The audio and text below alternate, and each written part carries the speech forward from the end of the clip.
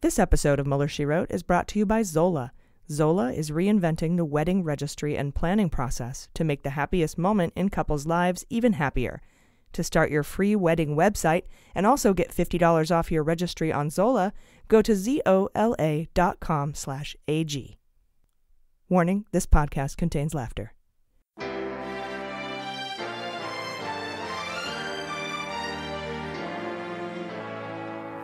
So to be clear, Mr. Trump has no financial relationships with any Russian oligarchs. That's what he said. That's what I said. That's obviously what our position is.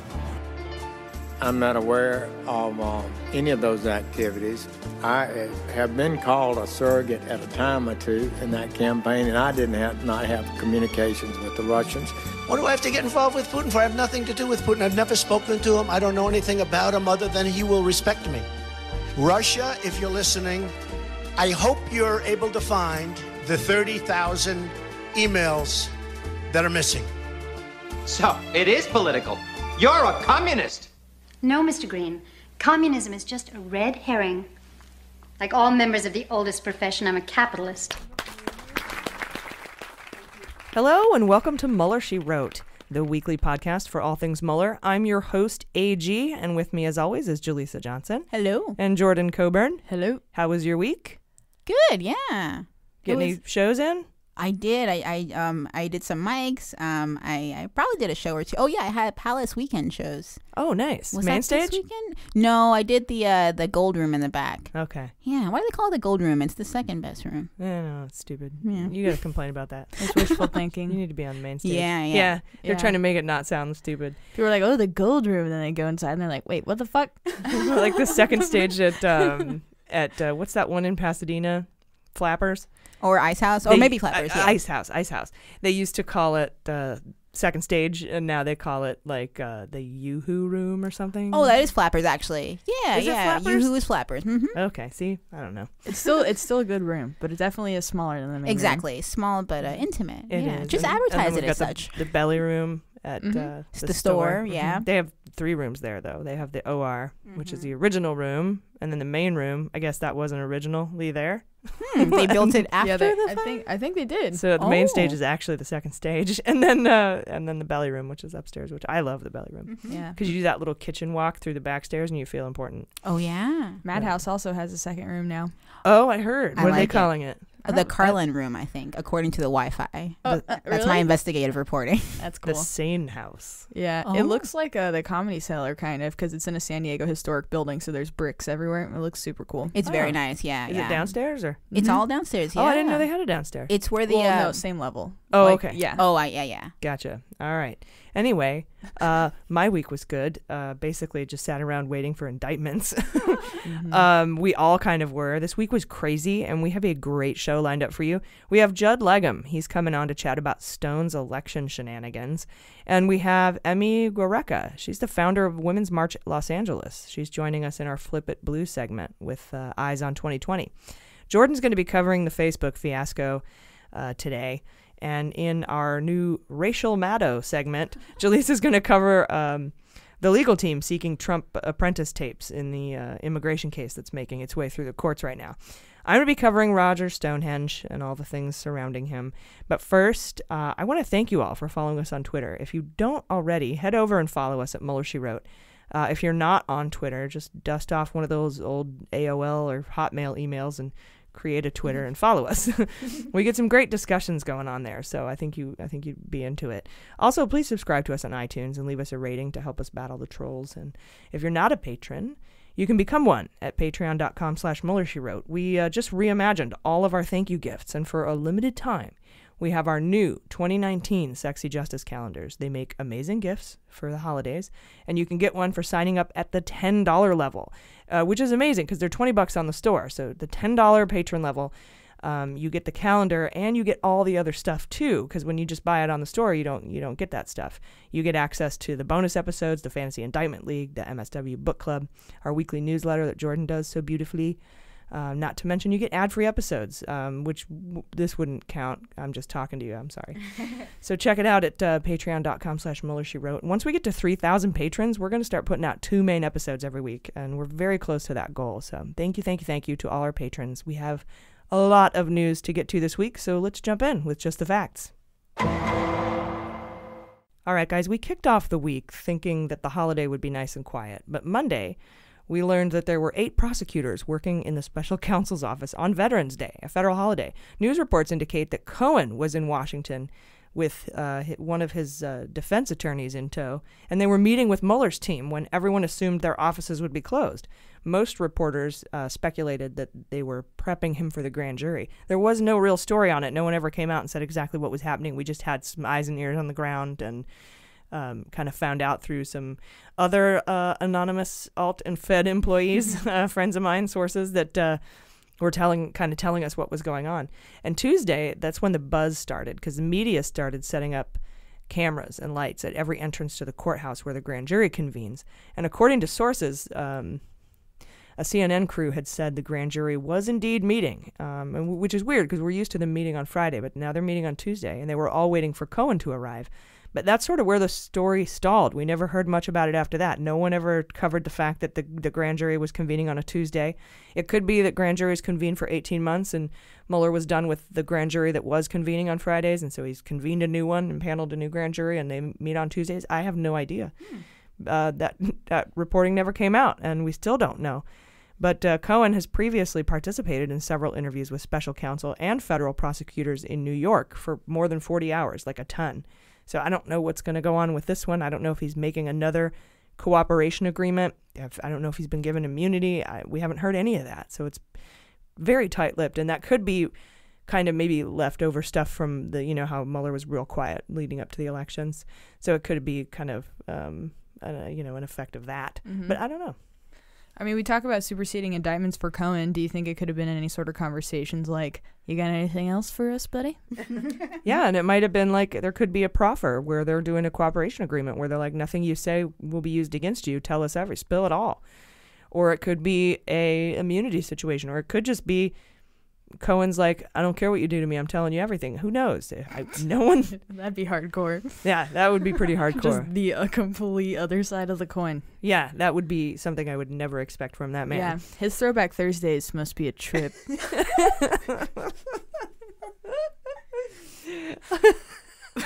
TBT.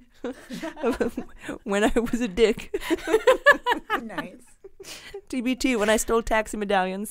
Medallion stallion, hashtag. Mm-hmm. Also Tuesday, Adam Schiff, the ranking member of the House Intelligence Committee, the guy who's poised to take control of that committee in January, told Chuck Todd, Meet the Press, that if Whitaker doesn't recuse himself from the Mueller investigation, any role he plays will be exposed to the public. He said that. You'll be exposed.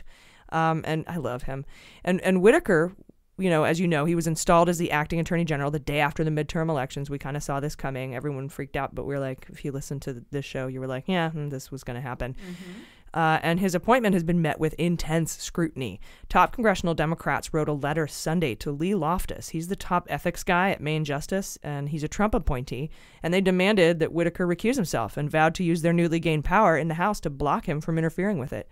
We'll send a picture of that letter out in our weekly newsletter for you. Representative Jerry Nadler, the soon-to-be chair of the House Judiciary Committee, so Schiff is the Intel Committee, Nadler is the Judiciary Committee, he said he would subpoena Whitaker, if need be, to question him about his expressed hostility toward the Russia probe. And the members also threatened to attach legislation protecting Robert Mueller in the upcoming must-pass spending bill. Now, later in the week, that's like this month, guys. Later in the week, Senate Majority Leader Mitch McConnell, blah, blah. Like, he should just always be met with sad tuba music. We should add that little sad trombone. He doesn't deserve even a trombone. It's like sad tuba music. Boom, boom. Yeah, and the tortoise in the hare, he would still lose. He would. Because he's on his back, kicking his stupid legs that probably have chins. I don't know. Anyway, so Mitch McConnell blocked Senators Coons and Flake from bringing up legislation to protect Mueller. And Dems have not said whether or not they'd be willing to shut down the government if that must-pass spending bill is not passed, because they believe they have bipartisan support for it. There's a lot of Republicans who are into this. Oh, yeah. Just talked about that last week, right? Yeah, and Collins is one of them, but I don't believe a word she says. And Flake is kind of a flake. So, have you seen that meme, like with the guy that's with the girlfriend, and he looks at the other chick, and it's Jeff Flake, and he's all three people? That's brilliant. Yeah. I have seen that meme. Yeah. That's amazing. You could also do the one, where the guy's sneaking up on the guy in the suit. Mm-hmm. And they could both be Jeff Flake. I love it. You should be the spokesperson for Head and Shoulders. And Mitch McConnell for no neck. I don't know. Yeah. Chin cream. There you go. You don't even need beards. Mitch McConnell should be the spokesman for beards because he should have a beard to hide his no chin. Beards, what they're for. Beards brought to you by chins. Sorry for chin shaming. We're going to get in trouble. I know. Only bad people. There's so many things you could say. Why do you have to attack their looks? We're comedians. And he looks funny. And sorry. Most importantly, we're comedians. Yeah, I know. You know what? I'm sorry. I'm lowbrow. We're not above that. No. Mm-hmm. So that doesn't mean we go lower. It just means we're lowbrow. That's just where we are. They go low, we go lowbrow. That's how it. I was born here. I was born in the gutter. Anyway, what was I even talking about? Oh, McConnell, he blocked the bill, right? And so, despite all the warnings, all this crazy, anti-support, I guess, coming out for Whitaker, even coming from Republican side, all this intense scrutiny. The Department of Justice legal counsel issued a letter saying Whitaker's appointment is allowed under the Vacancies Act. That's basically in the government. What happens is if you have something like a torture program you want to do, or appointing the masculine toilet guy, you have to get the legal counsel to sign off on it and say it's legal. Remember, we went over all that in the Comey book. And the Office of Legal Counsel, if the president or if somebody is like breathing down their neck to make it work, sometimes they'll make it work. That doesn't work for regular government, for regular folks. It takes a year and a half for shit to go through legal counsel. Mm-hmm. But the legal counsel said it's allowed under the Vacancies Act, Whitaker's appointment, which in the Vacancies Act basically says any senior level official in a high level position, that's a GS-15 or higher. I'm a GS-14, so that kind of gives you an idea of how not important you have to be. If you're a GS-15 or higher for more than 90 days, you can become the acting AG. And many Dems argue the constitutionality of the Vacancies Act because the AG is a principal officer, and the Constitution clearly states that the principal officers must be confirmed by the Senate. And as of this recording, Whitaker has indicated he does not intend to recuse, and he's also saying that he will not cut the Mueller budget. So who knows? Like I've said a million times, I think the only reason he's there is to get info on the Mueller investigation to give to Trump. I think that's the only reason he's there. Oh, yeah. Yeah. When they asked if he was going to cut it, he's like, what budget? Oh, smooth, Whitaker, smooth. Nice. When asked about the Attorney General appointment this week, the Washington Post interviewed Trump. And Trump pulled another Lester Holt this week. This was big news, and it just sort of went by because he just says so many dumb things, and I think that's kind of his MO. He's like, I'm going to say so many dumb things that when I say dumb illegal things, no one will notice. Yeah. But when he was asked about, and you remember when Trump was asked about the firing of Comey during the interview with Lester Holt, and he said, this whole Russia thing, this thing with Russia, when he did that whole thing, that was on my mind when I fired Comey, basically. And then he told a couple of Russians in the Oval Office that he had the Russia thing off his back because he fired Comey. Well, in an interview this week with the Washington Post, Trump did the exact same thing. He was asked about Whitaker, and because he's temporary, and when Whitaker's done, whether or not he was going to appoint Chris Christie. Maybe Chris Christie could become his permanent nominee to Attorney General. And Trump replied by saying the Russia investigation should never have been had. It should never have been had. Like, he repeated that a couple times. And he just talked about Russia. And the Washington Post guy was like, okay. Didn't ask you about Russia, but thank you for that. And you could tell by the reporter's response, even though it's just a written interview, you could tell they were like, holy shit. And I can just see fucking Mueller like, God, stop obstructing justice so I could finish my report. Like, he has to keep adding on. It's like me trying to wrap the news up at the end of the week. Like, stop news, stop. And I just can't imagine Mueller like, stop, cut it out. I got to finish my report. He's got a family to get back to, Trump. Come on. Stop breaking the law, asshole! In other Whitaker news this week, the Maryland Attorney General filed a motion piggybacking on an existing lawsuit asking a judge to block Whitaker because his appointment doesn't follow the Department of Justice Successions Act. And they're asking the judge to order that Rosenstein be put in charge instead. They're just skipping to the, cut to the chase. This isn't constitutional. You need to make Rosenstein the acting AG. And the judge could order it. The judge could so order that, and that's hilarious to me. This motion is tied to a lawsuit filed in September against Jeff Sessions, the racist possum, defending parts of the Affordable Care Act. And since Sessions is no longer Attorney General, these guys are asking the judge to rule on a successor as a defendant in order for that case to proceed. And they're saying Whitaker cannot be that defendant because Whitaker said the Supreme Court ruling upholding the ACA was one of the worst rulings in the court's history.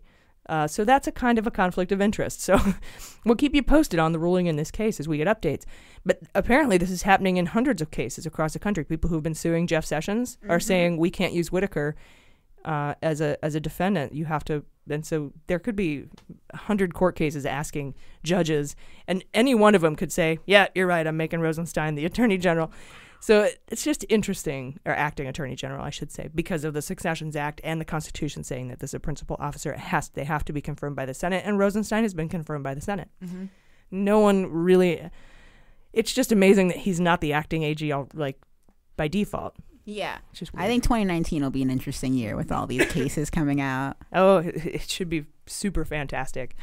I'm very excited. Yeah, I don't really understand why Rosenstein also had to go, because it's like you're getting rid of one person, not every decision that they've ever made and all the people they've ever appointed, Like if whatever, I don't know, yeah, Secretary of State or something gets replaced, does his entire cabinet also go away too? Yeah, no. Yeah, it's weird. Also Tuesday, CNN sued the White House over Trump revoking Jim Acosta's hard press pass because of that doctored video incident where a female staffer tried to grab. She's not an intern; she's an actual staffer. I think she's an associate principal, assistant, deputy, communications director. She's like an aide to an aide to an aide for the communications department. She tried to grab the microphone away from Jim Acosta, and that's my new boyfriend, by the way. And later in the sorry, McCabe. You can be on weekends. But later in the week, a judge ruled in favor of CNN and reinstated Acosta's pass, along with granting him a restraining order that he filed against the White House, though I'm not sure how that works. Yeah, they kind of cancel out. Is he going to stand outside? Like the White House can't come within 500 yards of me? I don't understand how that works. That's funny. Can America ask for a restraining order against Trump? That would be great, right? Like, I feel threatened. Incredibly threatened. It's important to note, though, and I want to make sure that this is clear. That ruling was not about the First Amendment, as Sarah Huckabee Sanders said. She's like, the First Amendment, cunt face. It's not about. It's got nothing to do with the First Amendment. They didn't even touch the First Amendment. It was ruled on the Fifth Amendment, which is due process. And basically, what happened is they revoked his press pass. He'd already had access to the White House. No one is saying everybody deserves access to the White House. The guy who already had access to the White House had that credential revoked without due process, and that's why the judge reinstated it. And I guess the restraining order probably disallows them from taking it again unless the due process is followed. Or it could be from the Mike chick. She can't get within 500 feet of him. Did you see the SNL sketch? Yes. Cecily Strong. No, that's like one of my favorite sketches in a long Brilliant. time. So good with her up and down kitty and the thing. And she's trying to take your mic. Takes his pencil. I need your microphone. Yeah. Cecily Strong is she's the jam. And then their doctored video. Yeah. Yeah, it's so amazing. It's so good with the kick and the fall off the cliff and the big animated punching hand with the boxing glove. Oh my god! If you haven't seen it, we're not doing it justice. You got to go watch it. There was a lot of Roger Stonehenge news this week, and I'll go over that in hot notes. But I wanted to discuss the history with Stone and his election protests in light of what happened in Florida this week. And joining us today to discuss Roger Stone's long con into election stealing is the author of the newsletter called Popular Information. Please welcome Judd Legum. Judd, welcome to Mueller, She Wrote. Thanks for having me. No problem. We appreciate you coming on today. So this week we saw protests down in Florida, mostly angry right-wingers demanding to put eyes on the recount, and we saw Matt Gaetz down there, demanding to be let into the building, and they were chanting "Lock her up" in reference to the female registrar of voters, which sounded eerily familiar to us. And we're looking at the deployment of are we looking at the deployment of a strategy that went unused in the 2016 election? Yeah, Roger Stone started this political action committee, Stop the Steal, in preparation for the 2016 election. He was also going to conduct his own exit polls so that he could prove that Trump had actually won. This was all assuming that Hillary was going to win, and then effectively claim that the election was illegitimate. Now, as we know, he didn't need to use that, but he's kind of had it on tap since that time, and now it's become more useful for him. So he's unrolling the playbook, even as he really becomes the focal point of the Mueller investigation, and his ties to WikiLeaks seem to be really where a lot of the action is. So it's interesting that he still thinks that it's a good time to deploy these kind of tactics. Right, you're right. He's kind of a fulcrum for almost the entire, at least one side of the Mueller investigation, Manafort and all that being the other, but I think they all have their hands in the pot. And he said he's going to be indicted. His associate Jerome Corsi, has said on his wildly popular radio show that he thinks he's going to be indicted. And now, just last night, we got that accidental copy and paste filing error about Julian Assange and WikiLeaks being charged or being already charged under seal. We still don't have too many details forthcoming about that, as the Department of Justice hasn't really commented. Neither has the Mueller investigation. But I do remember back in 2016 when Trump was at his rallies, he was kind of paving the way, like sort of setting the scene about the election being rigged, and if he lost, it's because it was rigged, and that he even went as far, I think, didn't he say that he was not going to concede the election if he lost? Yeah, I think he was hinting at that. I don't know if he said it outright, because I don't know if he was ready to concede. He was definitely going to lose. I certainly don't think he was planning on winning by setting up the idea that the election was rigged. And of course, even after he won, he claimed the election was rigged and that millions of illegal people voted. He was actually the rightful victor of the popular vote as well. But yeah, I think Roger Stone thinks that everyone is really dumb.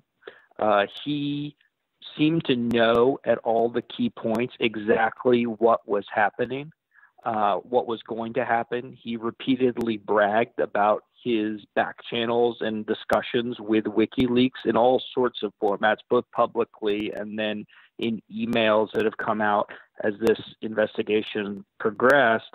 And his explanations are incredible. I mean, he's basically just saying, "Oh, that was just a joke. I was just kind of puffing up everything," and I think the walls are closing in on him finally. Yeah, and it Trump almost sort of shoots himself in the foot on this if he tries to use this as a defense, because he could say that, the fact that Stone set up this PAC and we were planning on losing proves that I didn't think I would win, and if I thought I wasn't going to win, how could I think I wasn't going to win if I, colluded with the Russians? But then in that admission, he's basically saying, we were planning on, fighting it and setting up all these paid protests, and, he would have kind of revealed their plan on how to sort of do the whole stop the steal and employ the super PAC and kind of deploy that idea of Roger Stone's. So it's kind of a double-edged sword for him. So, well, we appreciate you coming on today and having this discussion. It's been really enlightening. Everyone, you can subscribe to Judd's newsletter. It's called Popular Information. It's a newsletter about politics for people who give a damn. You can find it at popular.info, and definitely follow him on Twitter at Judd Legum. Judd, thanks for being with us today on Mueller, She Wrote. Thanks for having me. It was fun. Then on Wednesday, George Conway, the third, and I shouldn't make fun of thirds because Robert Swan Mueller is the third.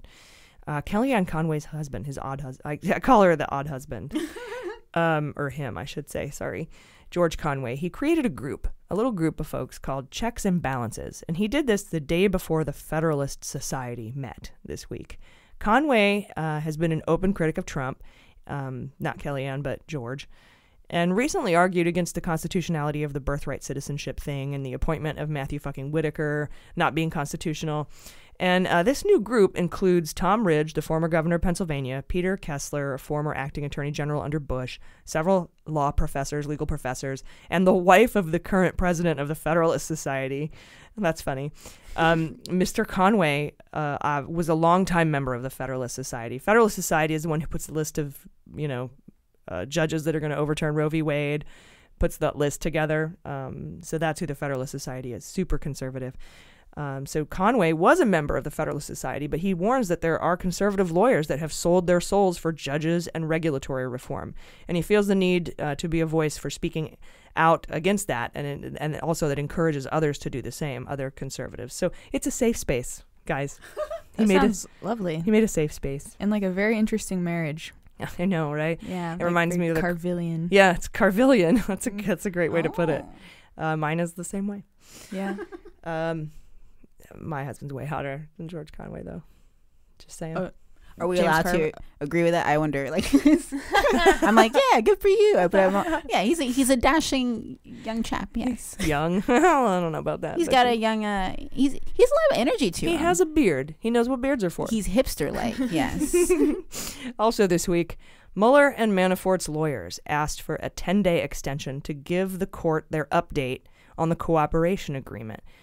This report was due Friday, but they asked to be given until November 26th. I think Mueller wants to wait until he indicts Stone and Friends. Sounds like a show. Yeah. Stone and Friends. Like Barney, but for adult criminals. Adult criminals, exactly.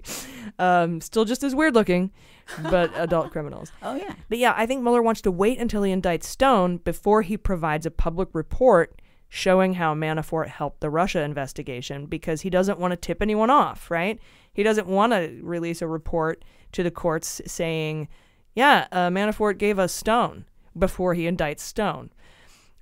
We reported on this a while back when crazy-ass honey badger Judge Ellis asked for a report illustrating how helpful Manafort has been, and he wanted them to name the people he's helped convict. And I think Mueller thought Trump would have handed in his answers on collusion before Friday as well. But he didn't. And I don't think Mueller wants to finish his indictment without those, because I think that Trump is going to be an unnamed co-conspirator, an unindicted co-conspirator. We'll know it's him, like we did in the Cohen plea, or guilty plea.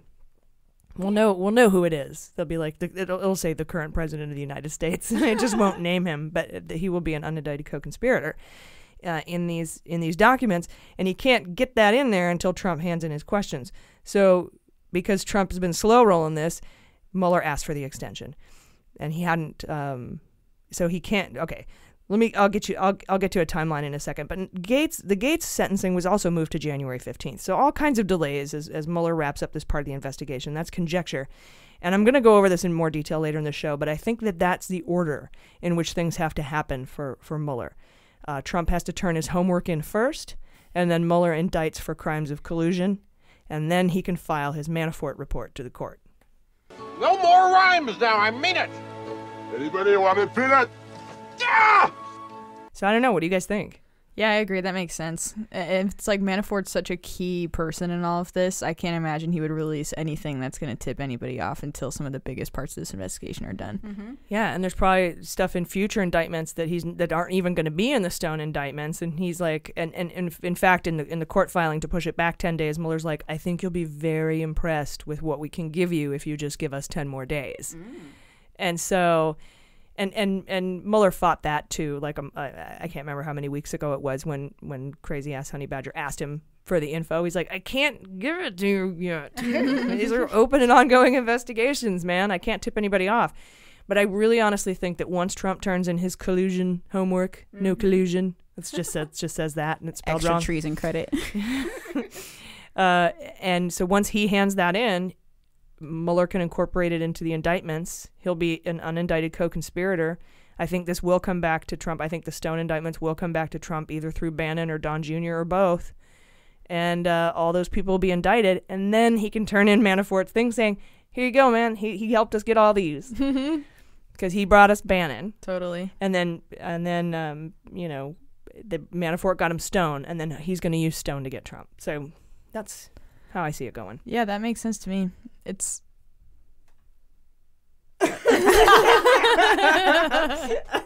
It's the suspense is killing. We all look like meerkats popping up over our microphones because everyone was waiting for me to cough. It's like the beat about to drop. That was great. 25-11. That was funny. And it was it. Hang on. Okay. Sorry, too many frogs in the throats. It's Santa Ana's, man. They're killing me. Oh man. White people problems. White people problems. Are we back yet? Yeah, go ahead. Okay. I don't know if we ever left. Yeah, that's true. We could just we keep didn't peek that and on. it sounds Fine. okay. We can keep it in. Yeah. All right.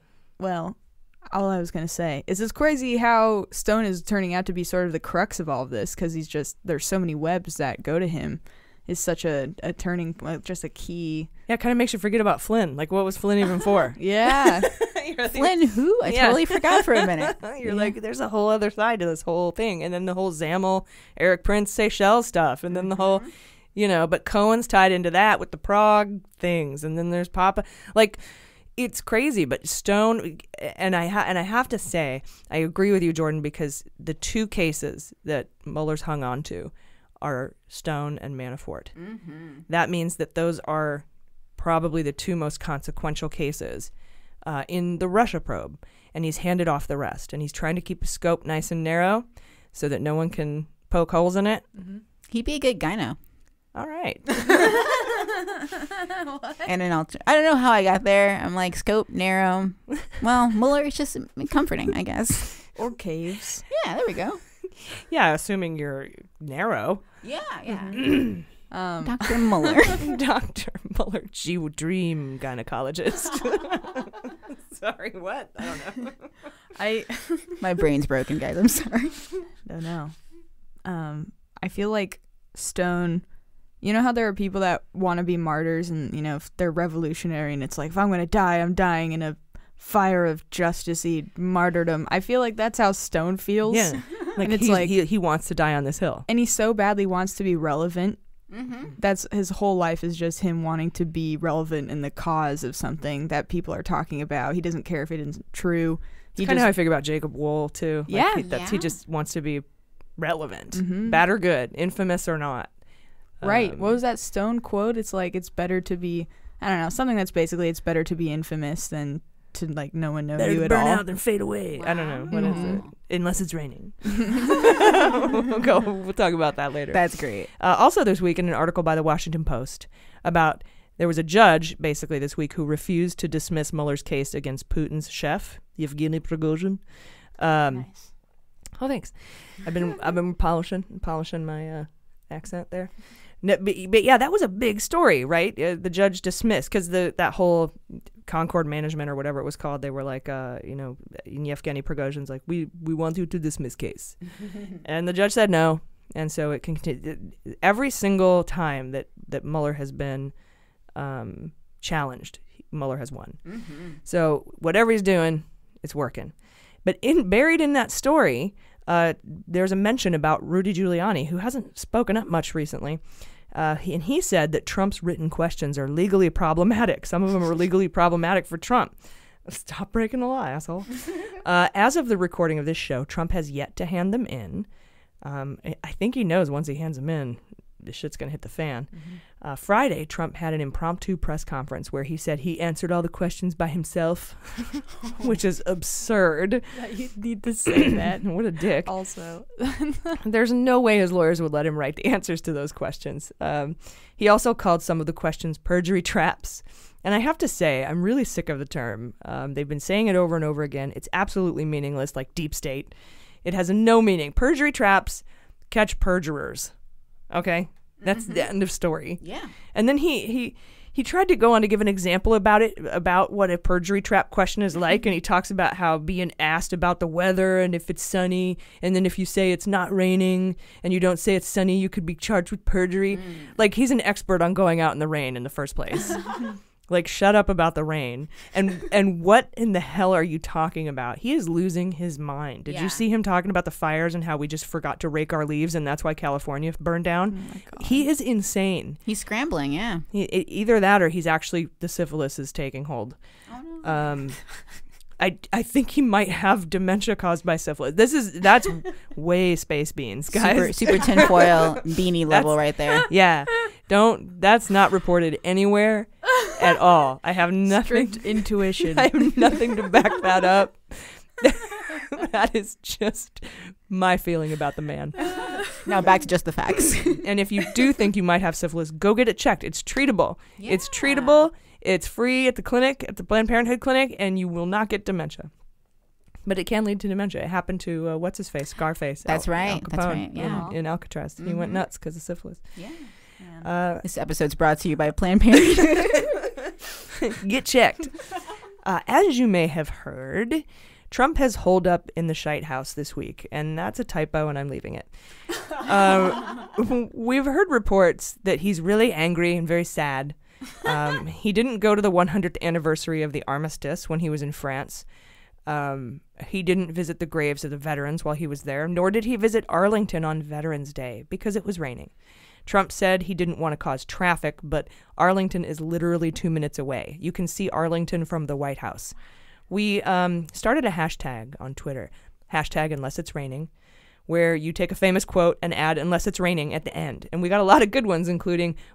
Wait, I got to get my accent right. Oh, yeah.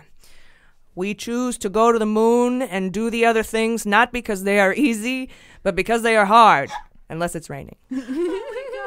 And, of course, do not go gentle into that good night, rage against the dying of the light, unless it's raining. And not yet my favorite, but this one was good.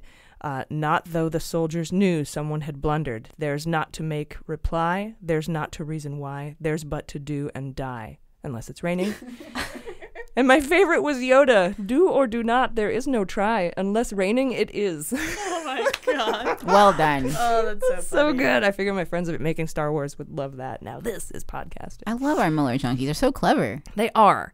And go check out that thread. There's hundreds of really great quotes. Tag us at Muller She Wrote. Use the hashtag unless it's raining. It's really fun. The Yoda voice will always be traumatizing to me because I had a small job teaching SAT prep classes last year, and they tell us, they're like, try to engage your students by talking in a funny accent. And then like one of the workbook questions, they're like, all right, ask someone from the class to read a question in a Yoda accent. And then of course no one wanted to, so I'm like, okay, I will. I like how they call it an accent. Yeah.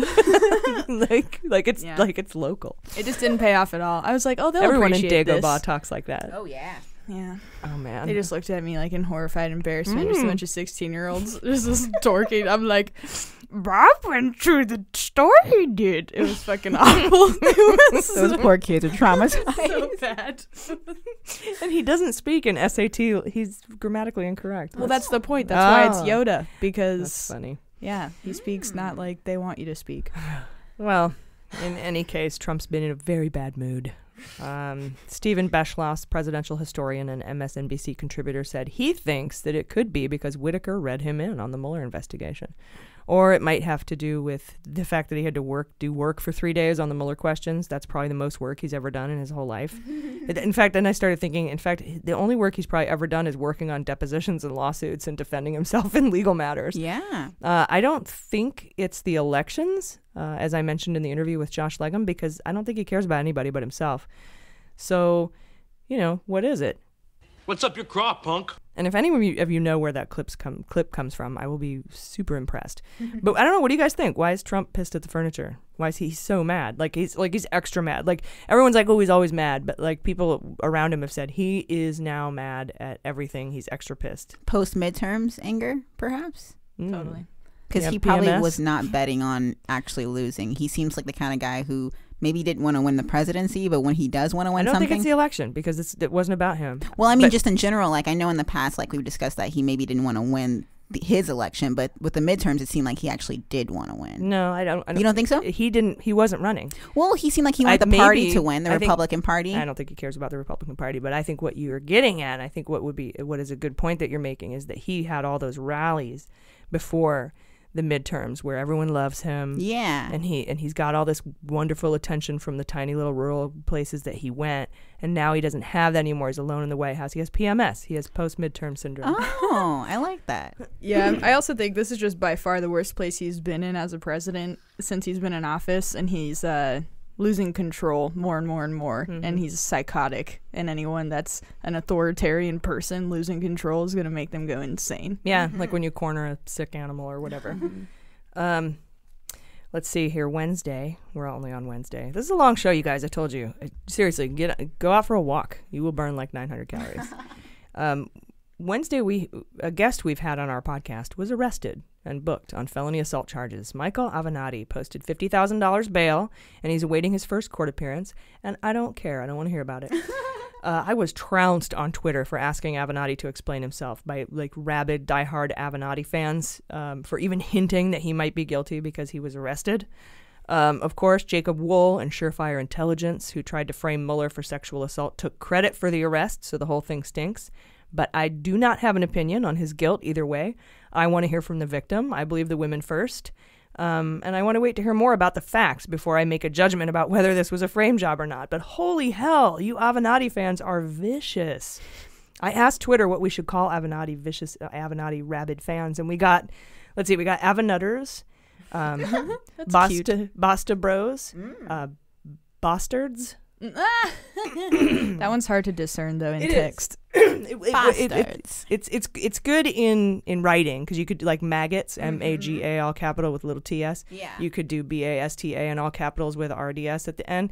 But saying it, bastards, it's hard to say. Avenazis was one. Oh. And Bastafarians. That's my favorite one. And I think Bastafarians is my favorite because I don't think we should attribute the Nazi word to people unless they're actually acting like Nazis.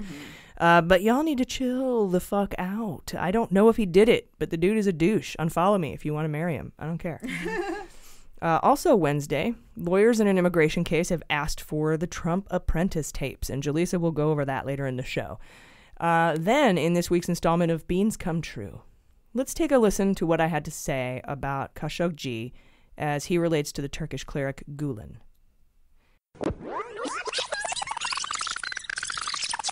Well, it's important to note that in 2016, Saudi Arabia basically exiled Khashoggi for talking trash on Trump. So there's a motive. And another note to this story, just this week, Turkey released Brunson, one of our guys that they've had for a while, a pastor. I'm not sure if they're trying to curry favor with Trump or making some sort of trade, but I'd be very interested to see what happens with Gulen in the coming weeks. He's the Turkish cleric that Erdogan tried to give Michael Flynn $15 million to kidnap and extradite to Turkey. So I'm not sure what yet. I'm not sure what the motive is, but Trump is a very transactional man. Well, just like we said, it's reported this week that Trump had asked for options to legally remove Gulen from the United States, to extradite him to Turkey, where he would no doubt be tortured and killed. And the crazy thing is that Trump asked these questions of his National Security Council about a month ago when we were saying that he would. So Trump is clearly trying to appease Erdogan so that he will lay off Mohammed Bonsah in the murder of Khashoggi. Heavy squid pro quo. Then, the CIA determined Friday that the murder of Khashoggi was directly ordered by Mohammed Bonsah, or Mohammed bin Salman. Mbissa, we call him. And while sanctions have been enacted, they haven't been enacted against MBS, nor has Trump said he would pull the arms deal. So, we'll keep you posted. But Iran is a terrorist state. Yeah.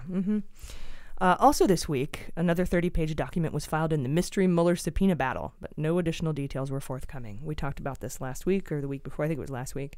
There's the Andrew Miller case is working its way through the courts back and forth. Andrew Miller had to not hold himself in contempt. I always say that, but basically ask the court to hold him in contempt so that he could appeal, and they want to challenge Mueller's constitutionality in the D.C. Circuit Court, which is considered the second highest court in the land.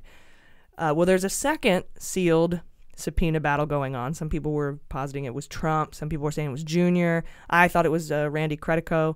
We don't know. There's still no information on it, but a 30-page report was filed in that case this week. It's going to the D.C. court, I think December.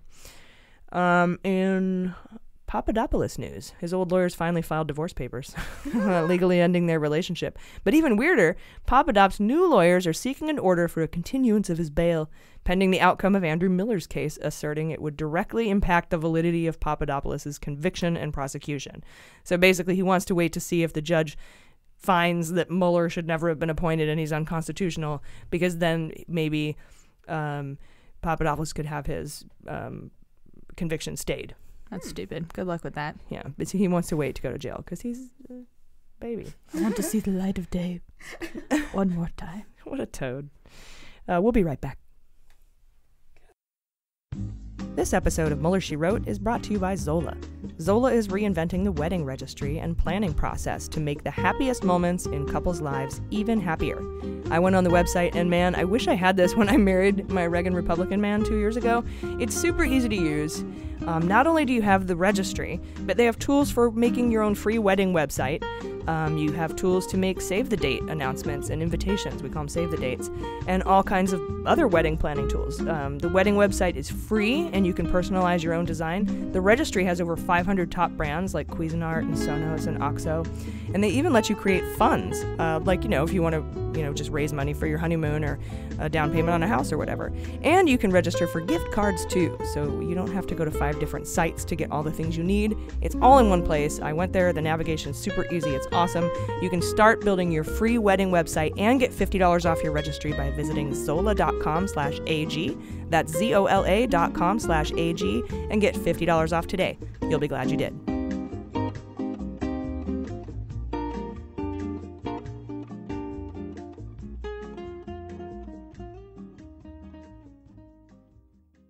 All right, welcome back.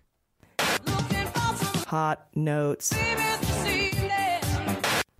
All right, we are back. And today, Jordan is going to give us a scoop on Facebook. But first, in our new subsegment, The Rachel Maddow Show, Jaleesa has a story about the Trump apprentice tapes. Jaleesa? Oh, yeah. So I wonder, too, should I do this in Rachel mannerisms or just go right through it? No, just go right through it. Okay. And explain, is that your Instagram handle? It's my Insta and my Snapchat handle. And I was just thinking, there's this rapper named Hoodie Allen, and it's like a homage to Woody Allen. And I was like, what kind of fun thing could I think of? And then after a lot of dumb ideas, Rachel Maddow just stood out. So I like it. I just think it just feels right. It works. At Rachel Maddow. Snapchat, there we go. Insta. Yeah.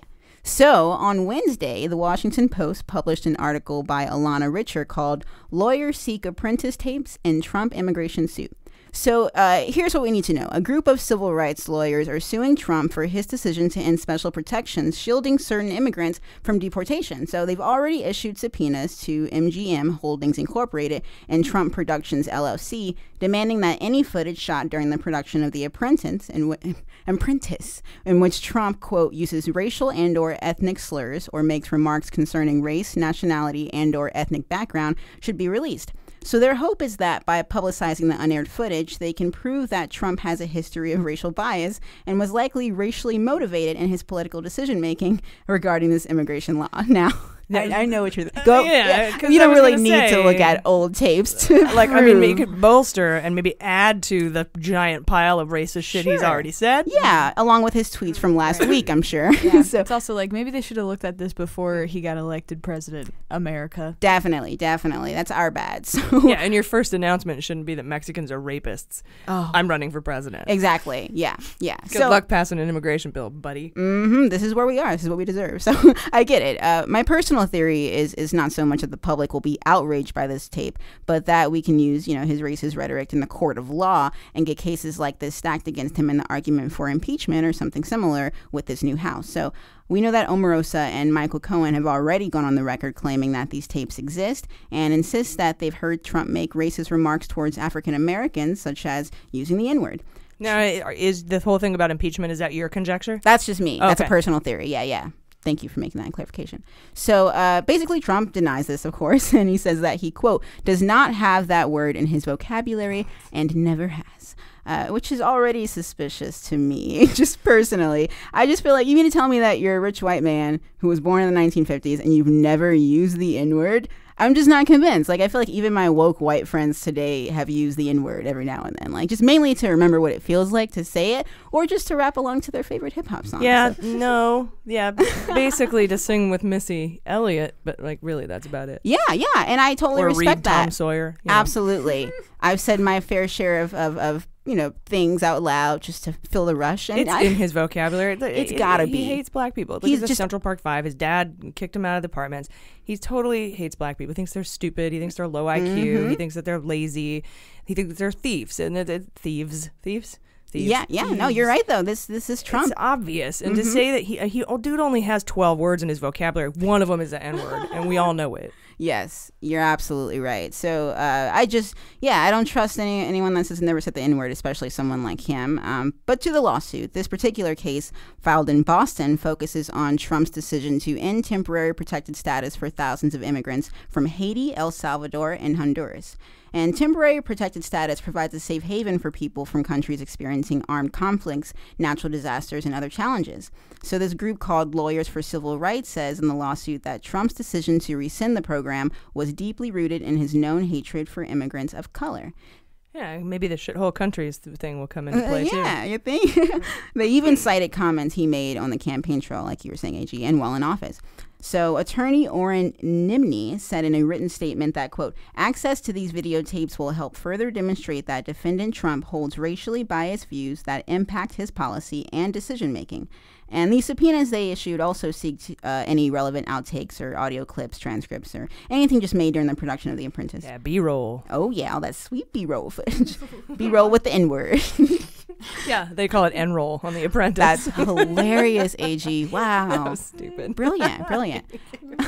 You're too kind. Oh, I love it. In July, a federal judge denied Trump's request to throw out this lawsuit and rejected the administration's bid to remove Trump as a defendant in the case. Nice try, Satan. And in a related case last month, a federal judge in California issued a temporary injunction that bars Trump from ending the protections, stating that there's evidence that the president, quote, harbors an animus against. Is it animus? Yep. Yes, against non-whites, non-European aliens, which influenced his decision to end the TPS designation. Yep, non-European aliens. Is exactly very formal right. way to say that's racist. Yeah.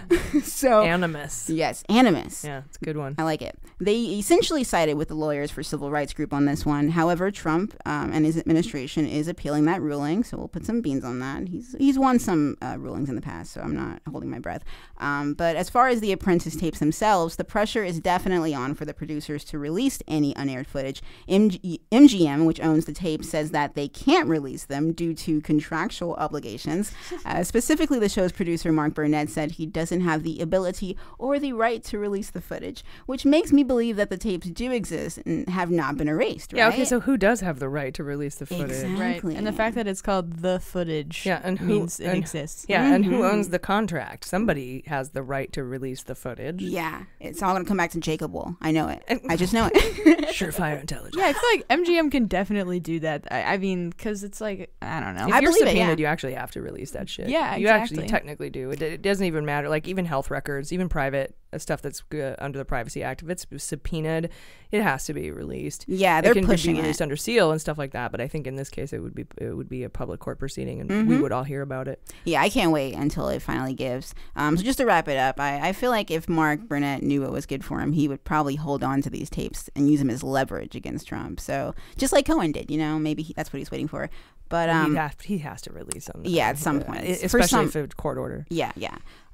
So right now, shit might be hitting the fan, considering that everyone wants their hands on these tapes. A former contestant on The Apprentice who accused Trump of unwanted groping and kissing has also requested footage in court. And the subpoena issued in May by Summer Zervos, his attorney, requested tapes in court. And Tom Arnold even has that little show on Viceland called The Hunt for the Trump Tape. So I feel like this shit is obviously going mainstream, and I can't imagine that Trump is happy about it. So basically, we don't know whether or not any of these individuals have received the tapes yet, but that's just where we are with that story for now. All right, cool. Yeah. Well, thank you, Yeah. Rachel Maddow. The Thank shitty you. part, too, is none of his base would even care. No. Right. They didn't care about pussy grabbing. They're not going to care about the N-word. Yeah, but the politicians and with the pressure from the people that do care, I feel like we might be able to use it against him. Well, not in an impeach. I don't think that's an impeachable offense. But can't look good too, though. I'm hoping that'll just. No, I just don't think you can draft it in articles of impeachment. But what it can do is that all of those suburban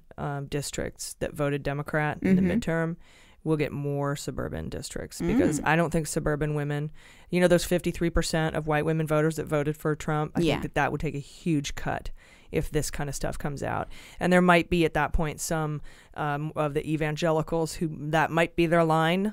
I don't know though if grabbing by pussy is not the line. That could be. They might need more. They could face intense scrutiny from black voters. And that is the Black Caucus is has a lot of leverage, and so it could do some political damage. There's nothing illegal about it. Right. Good points, though. But it does bolster their case in why he shouldn't be able to rule on immigration for non-European aliens. Definitely. I think. Cool report. Thank you. And now. Dun, dun, dun, dun, dun, dun, dun. All right, Jordan, what do you have for us about the scathing report on Facebook this week? Yes. I just want y'all to know I took a long time trying to come up with a good title. Something about Zuckerberg and Fuckerberg and Iceberg, and I've landed on nothing. Zuckery? I just want you to know I tried. And here we go. The effort is important. Yeah, you're right. Y'all can appreciate that, right? Guys, listeners, patrons? Yeah. There was effort. Yes, thank you. All right, so we know so much, huh? I think so. Thank you. I think so too, but I'm biased, obviously. So my own desperate need for validation. But so a story came out this week that details pretty much everything and every way that Facebook has reacted to the revelation that people's, data has been stolen, has been sold off to Cambridge Analytica. It's played a large role in the Trump campaign and Russia's act of infiltrating U.S. elections and influencing voters. So this whole thing is just going to basically be about how their main overarching approach has been to deny and deflect and try to sweep stuff under the rug, essentially. That might be unfair to say in general, but you be the decider, the decider maker. What? The decider in Why chief. is my brain not here? I like decider maker. Decider maker. We smoked a little bit of weed. I guess so. I forgot. All right. Okay, here we go. You I promise. Be the decider maker. I worked hard on this, so I promise it's gonna be good. Okay. All right. So, there's a piece gets published. It's an in-depth look at Facebook's role in containing and transparently reporting data security breaches that enabled the Russians to successfully infiltrate the minds of U.S. voters in the 2016 election. Basically, Facebook execs were at war with one another on how to handle the divulgence of what was happening. In a September 2017 meeting, security chief Alex Stamos, or is it Stamos? Stamos? Is it John's brother? Yeah, God, I don't know. The less hot one, because how much, I'm gonna go with Stamos. Yeah. Let's call him Uncle Jesse.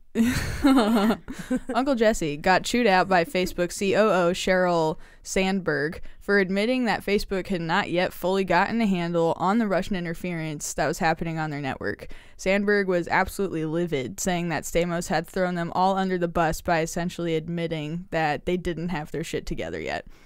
Zuckerberg and Sandberg had chosen to deflect the blame instead and mask the problem when news came out about Cambridge Analytica receiving all of that data. According to insiders at the company, by the way, this article comes from over 50 different sources of people that are lawyers, employees, you name it. According to these insiders, the two hadn't diligently worked on cybersecurity at the company and generally would pass off cybersecurity matters to subordinates with little oversight. When outrage erupted by the public, they embarked on a smear campaign, essentially, against their online critics. They even paid a Republican Oppo research group to discredit activist protesters, linking them to George Soros. I heard about that. It was like Tim something or other, who was a frequent guest on PodSave, and PodSave caught a bunch of shit for that. Yeah. Do you guys hear about that? I did not hear about that. Yeah, PodSave caught a bunch of shit for employing that guy. PodSave wanted to have a Republican opposition voice sometimes to come in on their podcast. Well, it turns out that guy was part of that PR firm that tried to help Facebook, and everyone got mad at PodSave, and I'm like, look, if you're gonna be cool and have a Republican voice on your podcast, you expect them not to be embroiled in some bullshit. Yeah, exactly. Like, I mean, and that's kind of like we're getting shit on Twitter right now for us being on Facebook and using Facebook as a tool because of what, we're going to talk about right now. And it's like, I don't know. We'll talk about us on Facebook when you're done there, because perfect. I want to talk about that. Okay, cool. Yeah, and so another thing that PR firm was doing, they were lobbying Jewish civil rights groups to label some of the criticisms as anti-Semitic to try to get them offline. So there was some like there was a poster that someone had that because Zuckerberg and Sandberg are both Jewish, and there was a image that someone had made depicting them as having tentacles overreaching a large group of something, and it's supposed to represent a monopoly. And someone so it said that they were making some anti-Semitic gesture by putting two Jewish people, depicting them as some like kraken-like creature and whatever. And come on, MySpace is doing okay. Yeah, they're not finding themselves in these booster seats. It's not a monopoly.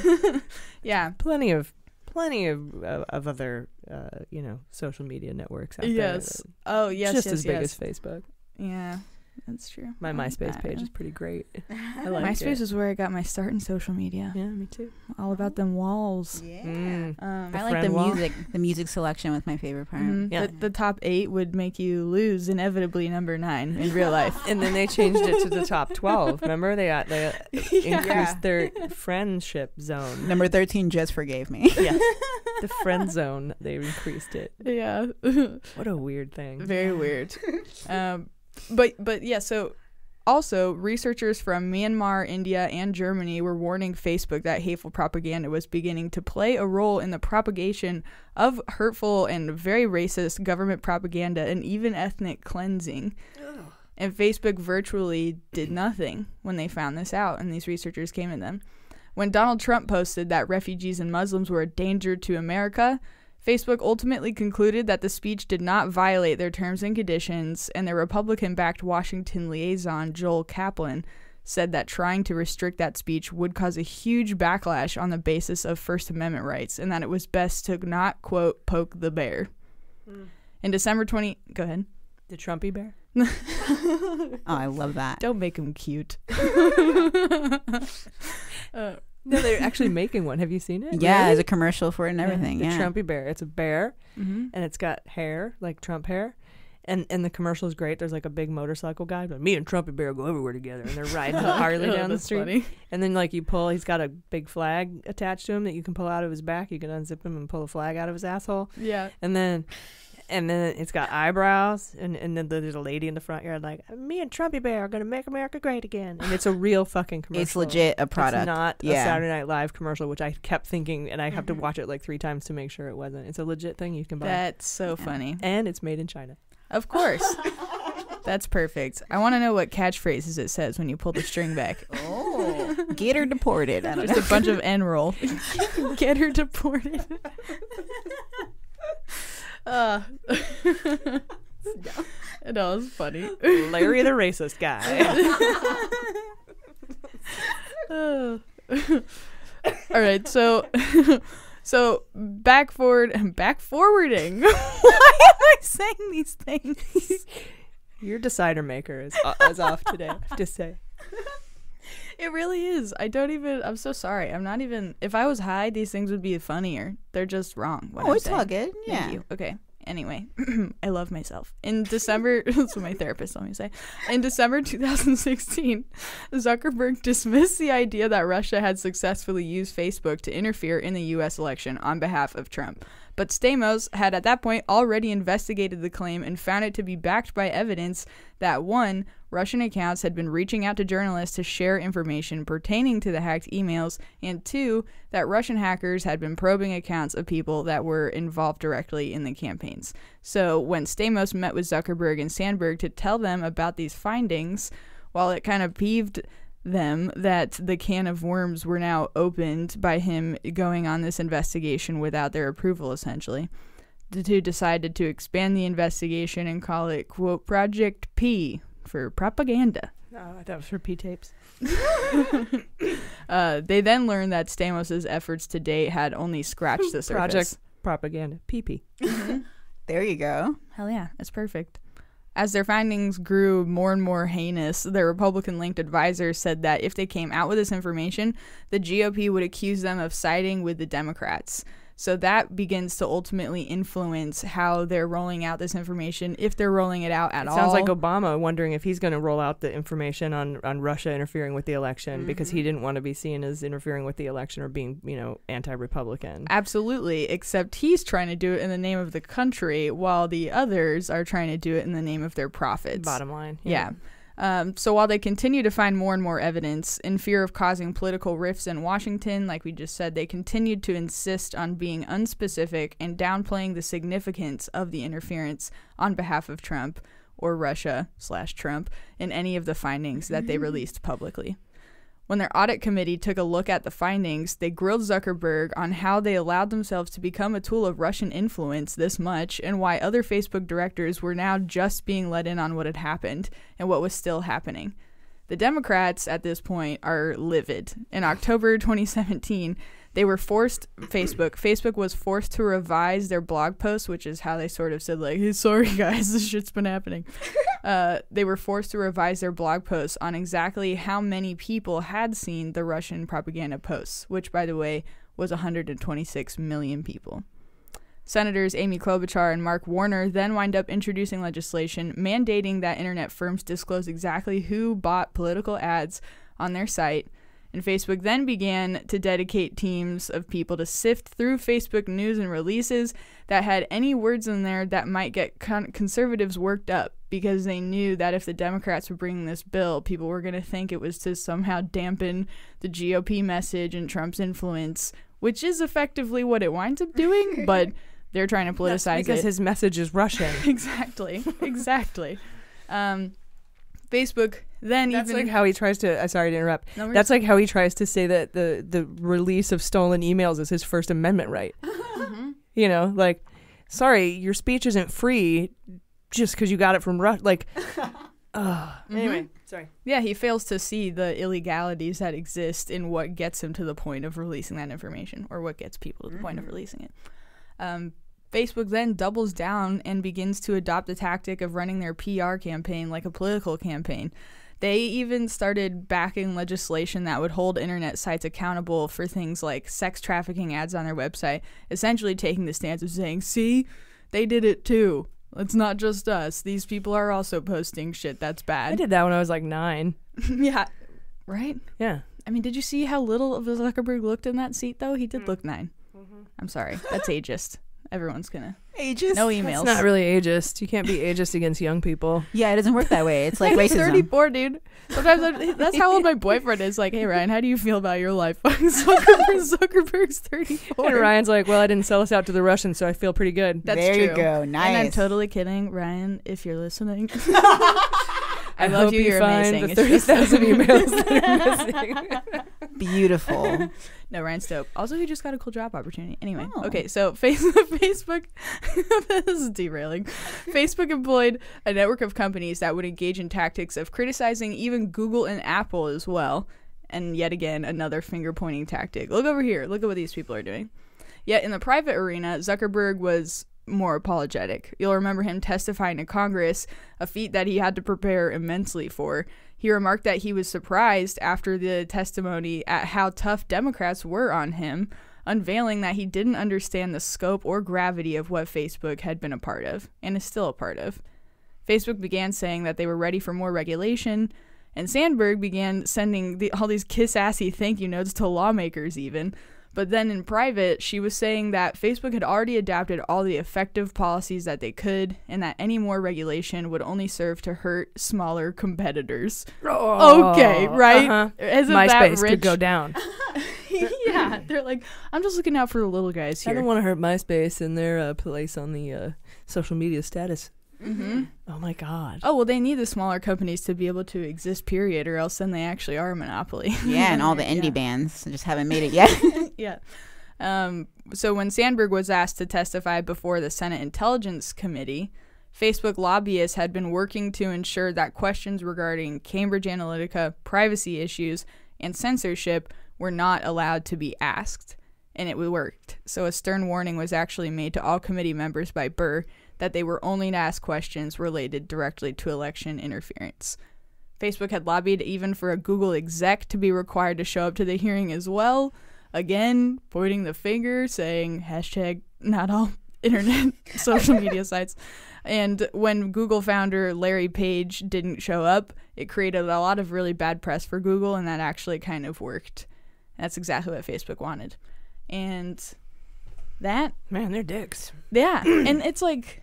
So that's the extent of that reporting, but what do you guys... I had no idea until this week that it was that much shady stuff. Oh, yeah, all that, the $126 million, that all came out last October. Right.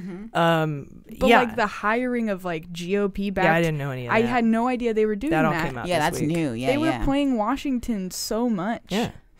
And I'm trying to figure out what to do about Facebook, because we have our regular group on Facebook. We've got thousands of followers and likes there. And then we've got our closed group, which is where we hold our fantasy indictment league. I don't know what other platform I can do this on. I might. I mean, what would have to happen is we would have to build it into our website. And in order to do that, I would need to do a GoFundMe or a Kickstarter or something. I have an idea. But Facebook is free and available, and that's why we're using it. And I hate that I have to, but it's like I don't want to deprive anyone of their fantasy indictment league. Yeah. I think another one that has similar features like Facebook, if people are willing, is Reddit. We could have a subreddit of our own for Mueller, She Wrote, and just they could post links and discussions there, just like Meme Boys has their own subreddit. I don't know how involved Reddit may be with political scandals at all. So if you guys want to brush up on... I think that's just all people, though. I don't think that's... I don't think they're... I think they're nonprofit. Yeah, so I think that'd be an option if we don't want to go with the crazy... Maybe we could bring MySpace back. Maybe go on MySpace. Yeah. Well, because we need the ability to control the group so only patrons can get in it, and I don't think you have that capability on Reddit. Good point. Like a closed subreddit or something. I don't know if that exists. Oh, it does, but you'd have to do some serious sifting through of the requests. It's not as convenient as Facebook in that sense.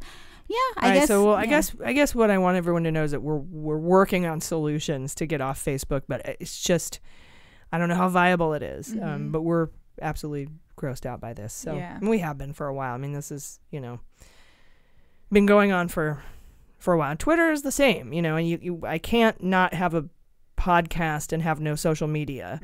And a lot of Instagram, a lot of Russians were on Instagram, and they used all social media outlets. So it's kind of hard to be like, well, we're just not going to use that. Otherwise, how would we get to you? So. Yeah. I mean, even as a comic, that's how I get booked like 80% of the time with people that don't know me, It's And I don't use Facebook for propaganda and Russian tactics. I use it for those kind of things, for networking and for keeping in touch with my family and stuff like that. And it's good when you have that. And I think you could do a big philosophical, argument on any good thing that we create, like splitting an atom can be used for evil, like Hiroshima and Nagasaki. Any scientific or technological advancement that we make can be used for evil. So it's like, damn, do we all not get to use any technology because some guy was a dickhead one time? That's what the Amish said, right? Or 16 Russians were. Totally, let's just do Amish. All right, well, that's a really good report. So thank you for sharing that. Thank you, Jordan. We are going to figure it out. We'll figure it out. So I'm going to take you guys on a tour of Roger Stonehenge. Sit down. Let me take you on a tour. Earlier in the week, Jerome Corsi went on his radio show and told millions of his listeners, told his 10 listeners that he thinks he's going to be indicted for lying to the grand jury. And that's interesting because if he lied and Stone told him to do it, he'll also likely get charged with conspiracy. So put beans on that. And I wouldn't put it past Stone to intimidate witnesses because another story came out this week in the Wall Street Journal on Wednesday that Special Counsel Mueller is exploring whether Stone tried to intimidate and discredit Randy Credico, who is contradicting Stone's versions of events about his contacts with WikiLeaks, according to sources close to the investigation. Filmmaker David Lugo, who knows Credico and Stone, said he testified to the grand jury, Mueller's grand jury, about a blog post that Stone helped him write that was harshly critical of Credico. Critical of Credico. Further, Bill Samuels, you all know Bill, he was asked by the grand jury about Credico's reaction to allegedly threatening messages sent by Roger Stone. And no, you shouldn't know who Bill Samuels is. And prosecutors are examining messages between Stone and Credico that involve Credico's decision to take the Fifth Amendment. So it's not a stretch to imagine Stone and Corsi collaborated on Corsi's testimony to the grand jury, and now they could both pay the price for that. I think that conspiracy to, that little conspiratorial, when a bunch of witnesses get together and decide what they're all gonna say. Right, get their conspiracy story straight. to commit fraud or to defraud the United States. I don't know what the charge is in the law books. Perhaps somebody who knows more about the law can tell me. But I think they'll get charged with that too, not just lying. Corsi actually had an interview with NBC, and it was diverted at the last minute by his lawyer, who reported he got a call from special counsel just before Corsi was about to get out of the car and head into 30 Rock. I don't know if that or the imminent Stone and Corsi indictments have anything to do with the mysterious shuttering of the Fox News Twitter account, but I ain't complaining. The erasure of the Drudge tweets is also a big thing. Drudge went in and just erased all their tweets, which, if, by the way, that could be destruction of evidence. Or the silence of the WikiLeaks account. Some reporters have said that the Fox News Twitter account shutdown was because Fox was protesting the doxing of Tucker Carlson on Twitter. But the same day they went dark is the same day Rupert Murdoch met with Mitch McConnell on Capitol Hill, and I think there's more to it than that. And as of today, Fox still has not tweeted since November 8th. They usually tweet about 250 times per day, and they lost about 20,000 followers. I have Super Space Beans right here. This is a Super Space Beans theory that it has to do with the Assange Stone indictments. Maybe they, those accounts helped disseminate stolen Russian emails, and they are gagged right now. That's just a theory. Or the Stone indictment. This also could be pivoting away from Trump by Fox. Rupert Murdoch might be done with Trump because he knows he's going down. But that's crazy conjecture. I'm almost 100% certain that it's not a Tucker Carlson protest, though. So I don't know. What do you guys think? They still have not released a tweet? No, I don't think so. Let's check. Anyone got their phone? Yeah. This will be fun. Because if that's the case, then I think that your beans are right. I mean, your beans are ready. Yeah. Well, because beans are done. Why else? They make so much, like you said, they make so much money, and they get so many followers 8th. Off of that platform. For them to totally turn it off, that's nuts. Yeah, it's been 9 days. That's got to be some. I mean, yeah. Yeah, or they could have just been like, your punishment is you can't tweet for 30 days. Maybe they've already been punished. I really don't know what it is, but I think that it has to do with disseminating Russian propaganda that's stolen, because they did tweet out those tranches of stolen WikiLeaks documents, and they could have conspired to get them. And if they did, they could have been shut down. We don't know, but it's definitely not a Tucker Carlson protest. Nobody gives a shit about him that much. Why else would they've gotten shut down? Have you thought about any other theories, really? Just the pivoting away. That Rupert Murdoch might be like, Fox isn't going to be a Trump network anymore. We're just not. He's going to go down. He's going to go down hard, and we don't want to be associated with him anymore. And they could just be pivoting. But their news show is still on, so that's why I think it has to do specifically with the Twitter, especially Drudge and everything else, because Twitter is where they were communicating, disseminating those stolen. Very good point. Yeah. Well, at least Trump still has Trump TV if he lost Fox, so. Yeah, who knows? And back to Stone, NBC obtained copies of phone records on Wednesday showing text messages. These are new. He's released a lot. Showing text messages back and forth between Randy Credico and Stone from October 2016. And I sorry, I went right through this without telling you who Credico was. He was the comedian guy who was supposed to be the way that Roger Stone got in touch with Julian Assange. He was the go-between. That's what Stone says. And Credico says, no, I wasn't. You're insane. And so that's kind of who he is. He's a comedian, radio show host. He's the guy who brought his dog with him to the grand jury a couple Fridays ago. So anyway, Assange will get along in prison. Cat. So yeah, just kidding. Who's gonna take care of my pet cat? Probably not going to prison. Anyway, NBC obtained copies of phone records showing text messages between Credico and Stone from October 2016. October 2016, right? 6 days before the Podesta wiki dump, Credico texted Stone saying, quote, "Big news Wednesday. Now pretend you don't know me," unquote.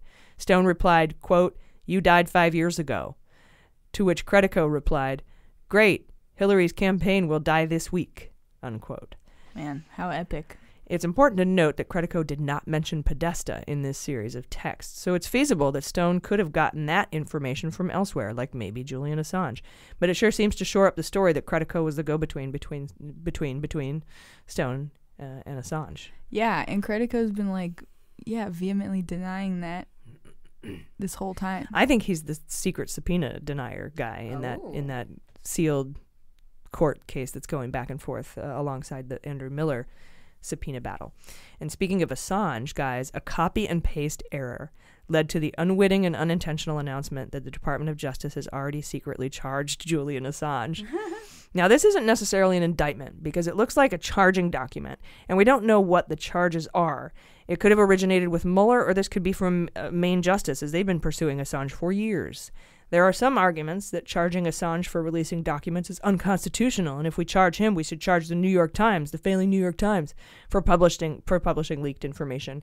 However, a journalist publishing sourced information is far sight different from conspiring with a foreign adversary to weaponize the release of stolen information to impact the outcome of a free and fair election.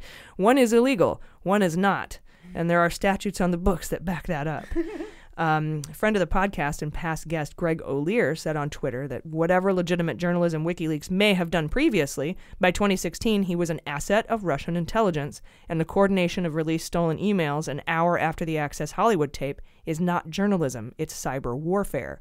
He goes on to say that regular old indiscriminate dumps of sensitive information, stolen by hackers isn't journalism either.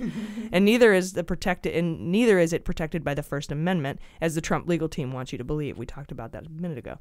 Assange has been holed up in the Ecuadorian embassy since 2012, hiding from a sexual assault charge like innocent people do.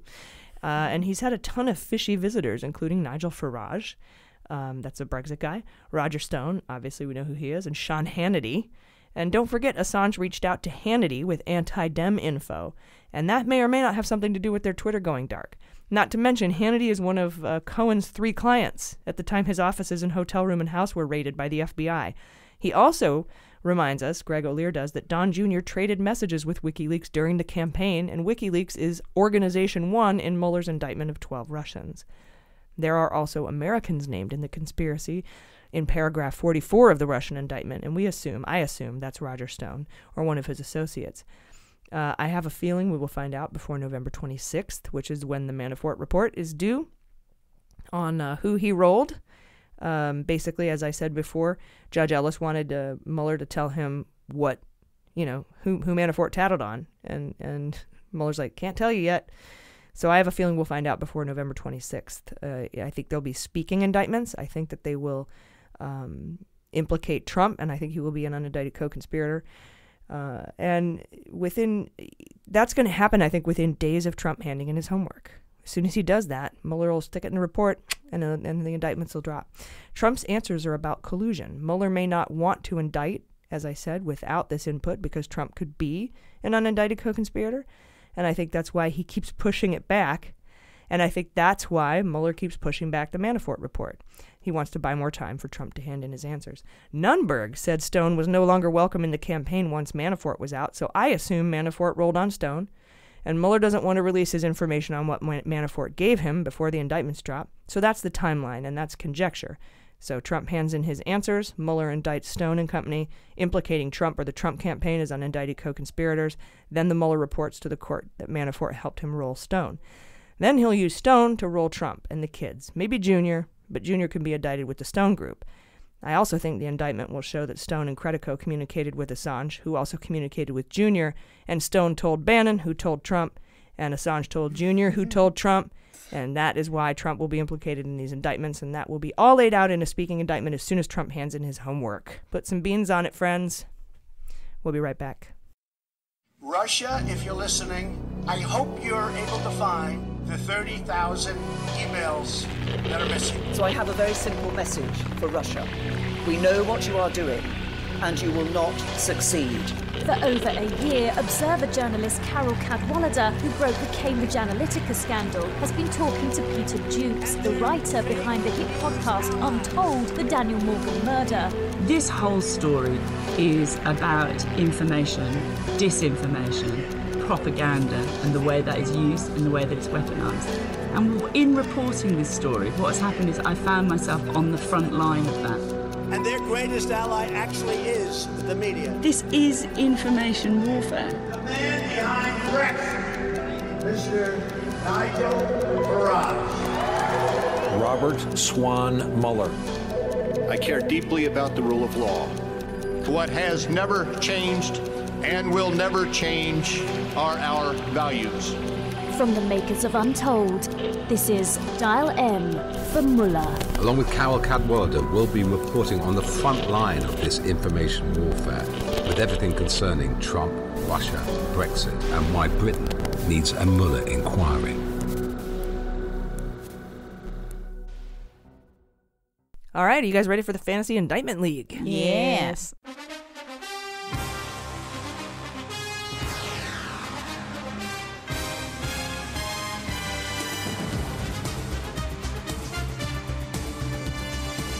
All right, this week it's looking mighty likely for some big indictments for criminal conspiracy with folks associated with Roger Stone. So I'm drafting Stone, Jr., Assange, Hannity, and Corsi. Nice. What about you guys? I'm similar. I agree it's going to be a big Stone week. So I got Stone, Corsi, Credico, DTJ, and Assange. All right, I've got Stone, DTJ, Kush. I pushed him out last week for a rando. I'm putting him back. And then Assange and Corsi. Is that 5 or did I do 6? I don't know. Do it again. I've got Stone, DT Jr., Kush, Corsi, and Assange. And just, perfect. Yeah. That's 5. There's 5. Yeah, You nice. got it. So nobody's doing WikiLeaks as an organization? No, you're not doing it, right? I'm not. Okay. Because I think it's not worth as many points as the others. Mm-hmm. There's going to be 17 other people fucking indicted this week. We just only have 5 people on the team. So I picked the 5 high point value people. Mm-hmm. I wanted to get Junior in there for the 20. And, of course, then, you know, the Stone, Assange, Hannity, and Corsi. I had to put Hannity in there. Twitter went dark, man. Something's up. Mm-hmm. Yeah. All right, you guys ready for sabotage? Yeah. Yes.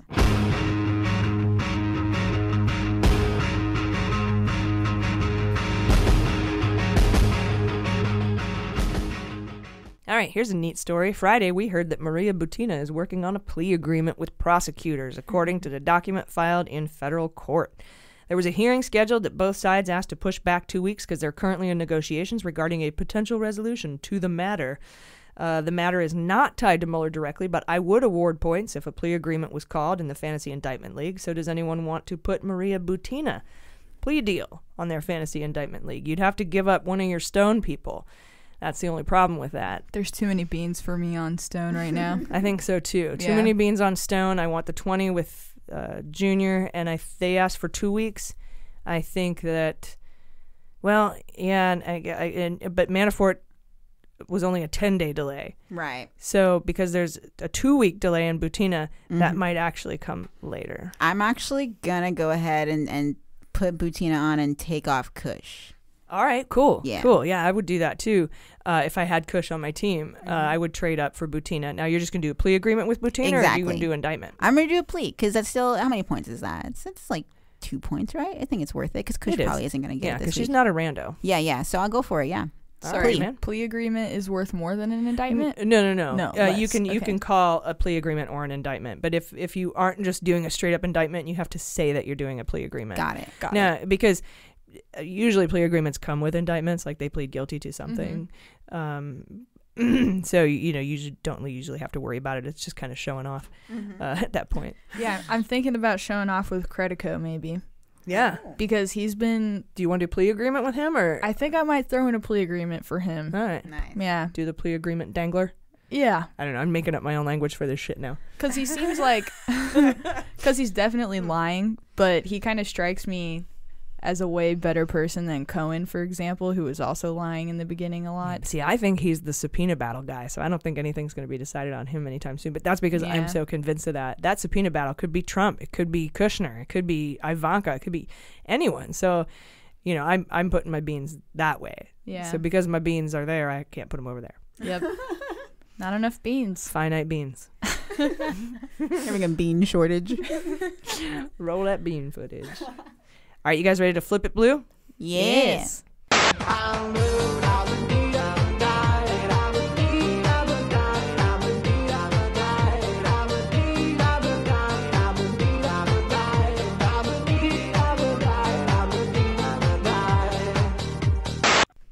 All right, guys, we got our blue tsunami. The biggest gains for Democrats since Watergate. We're up to 229 seats. I thought 226. And this is fitting because now it's time to set our sights on 2020. We need to flip the Senate blue and the presidency while maybe growing our footprint in the House and then, of course, local legislations and local races like that. So I wanted to talk today to a hero of mine and see what her sights are for 2020 and flipping it blue.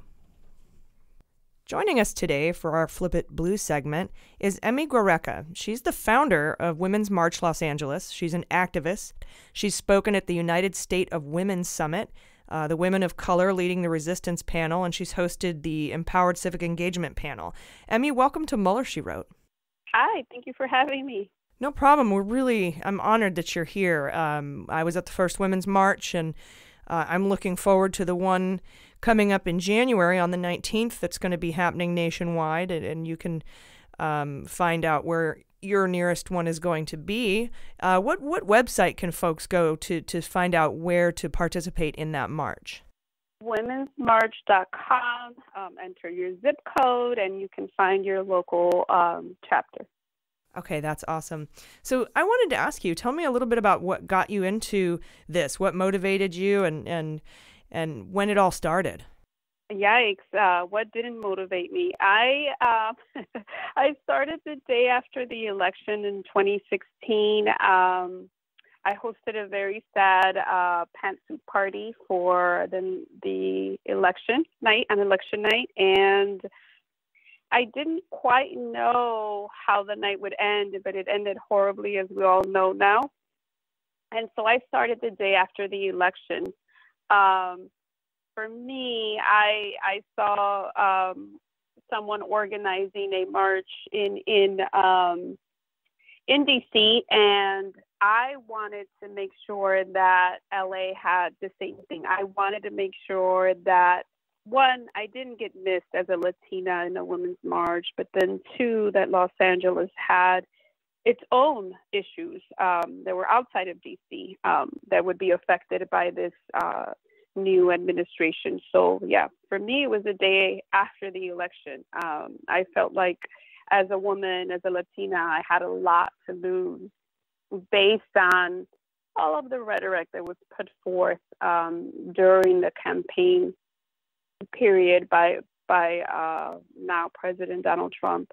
So for me, I felt like there was a lot for me to lose, and so I needed to make sure that I did something about it. I definitely didn't know what it would turn out to, but I did send quite a few emails to everyone that I knew, aside from my Facebook post of organizing a march in LA, which I had never done. So I think for me, it was basically the thought that I had a lot to lose if I wasn't organized with this new incoming administration. And we were right. Like, everything we marched for on that first year happened and is currently happening. Yeah, and I think you're 100% right that the landscape in Los Angeles is quite different from that in D.C. While we all kind of share the same core values, just the way that we look and who we are, I think is very different. And I think that it's great that you wanted that represented. And now I was wondering, well, first of all, how many people ended up showing up to that LA Women's March? So the first one was 750,000 people. We were the largest march in the nation. So the first one definitely showed us that there were more people that felt the same way we did when we started organizing. So that gave us energy going then into, midterms and having a strategy for 2 years in. Now, what are you looking like? How are we looking forward? Now we've got the midterms under our belts. We've won that. And now, well, at least the House, which is what we were expecting. I think it's a bigger blue wave than we thought, biggest since Watergate, and they're still counting. So we can see how that turns out. But what are you doing looking forward? I know that there's the January 19th march, and I was wondering, you know, you've definitely inspired some of the largest numbers of women running for office. I think that had a lot to do with the Women's March. But now going into 2020, what are your aspirations and your goals? Well, I think for us, it's for me and our organization, Women's March, we want to make sure that it's not a fad. We want to make sure that it's not, you know, we're upset at the administration, we're going to march, and then we're going to run for office and then leave it at that. I think that we need to continue to build that pipeline of political power. I think that if women are not in office, women are not continuously represented, because I think it takes more than one term. It's going to take a few years to really catch up, right? Women are 51% of the population. It's going to take us quite a few years to be represented equally in the House and the Senate. And 2020, I want to see female candidates running for president. Like, it's not a surprise that we have 2 or 3 female candidates, right? So, like, we're like, oh, yes, Hillary's the only one that's running for president. Shouldn't we have had about 3 other women up there? Yeah, I agree 100%. And I mean, looking at it, just like you said, you know, everyone was amazed and in awe that we have 100 women now in the House of Representatives, but that's less than a quarter. Right. And yeah, and we're more than half the nation. Right. It shouldn't be a surprise. It should be, oh, we need more in office, right? Because when you see, you know, 3 or 4 candidates, they're all male, and we're always surprised that there's a female running. And how do we support that? What are we doing to bring up new leadership, female leadership? I'm happy that there were so many diverse women that got elected into office. And I think that we need to continue that, because that is what the United States looks like to me. Oh, yeah, I agree 100%, especially if they're going to run, if the Democrats are going to run as they did in the midterms on health care.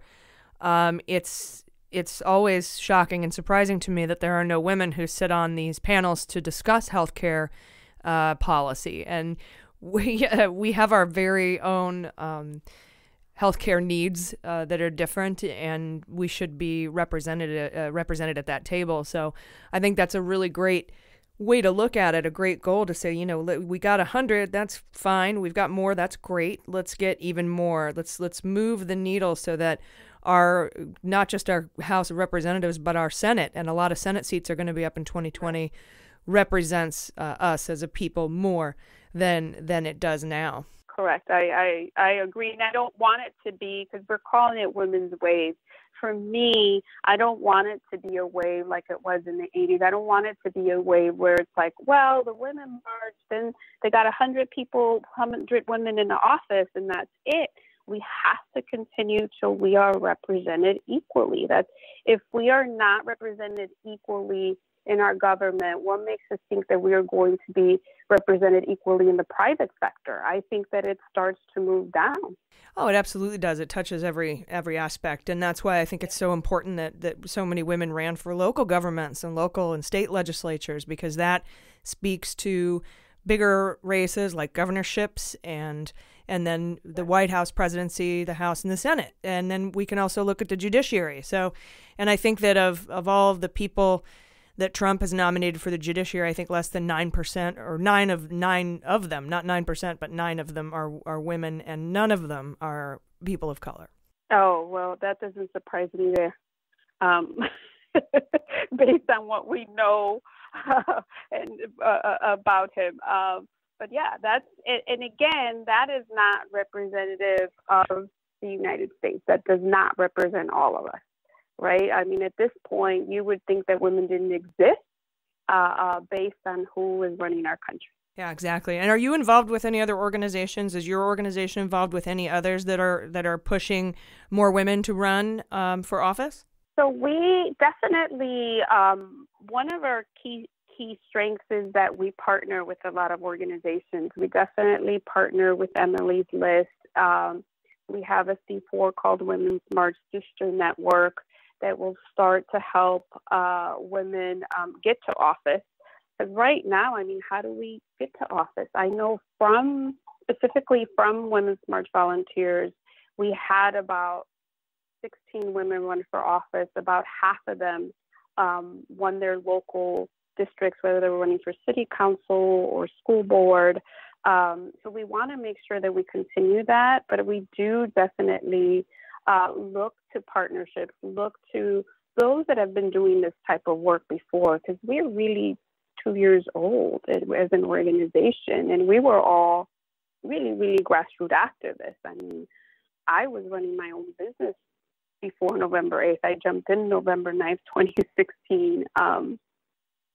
So for us, partnering with other organizations is key.